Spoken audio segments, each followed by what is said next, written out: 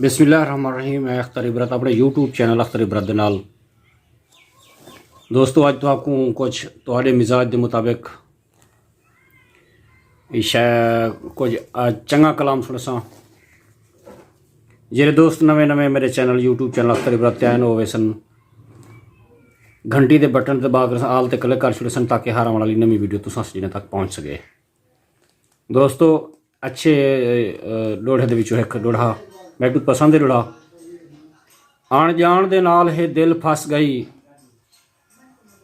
उंदा लाड मुथाज दा साह कट दे।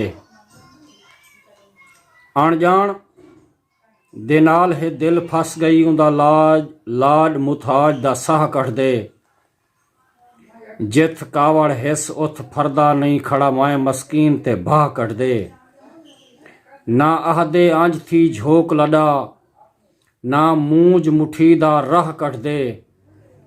दिल इबरत हौसले हार दितन हर ढलदी शाम को आह कट दे। तो दोस्तों ये मेरे लोढ़े दा बारे में कुछ दसे सो। गम गया है बस दर साल ते खड़ गज़ल दे हजूर गज़ल दे कुछ शेर तुसां सजने दी बारगाह विच। गम गया है बस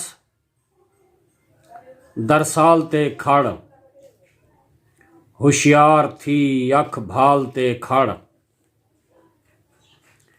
गम को आखिम मारने वल देर क्या गम को आखिम मारने वल देर क्या। गम को आखिम मारने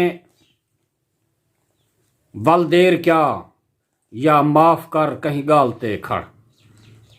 या माफ कर कहीं गालते खड़ पीलहूं चुणन गई बालड़ी बुख तू जडा। पीलहूं चुणन गई बालड़ी बुख तू जडा। गई सी चुनी अड़ जाल ते खड़ कल्हा सफर तां ठीक नहीं संगती बिना। कल्हा सफर तां ठीक नहीं संगती बिना। गए मुसाफिर बस ही ख्याल ते खड़ छेड़ी जे राग हुण परखण भी दे। छेड़ी जे राग हुण परखण भी दे। घुत्ती न मार सुर ताल ते खड़ वक्त आ वेंदा है इबरत इंसान ते। वक्त आ वेंदा है इबरत इंसान ते। चलो कुछ न दे कहीं नाल तां खड़।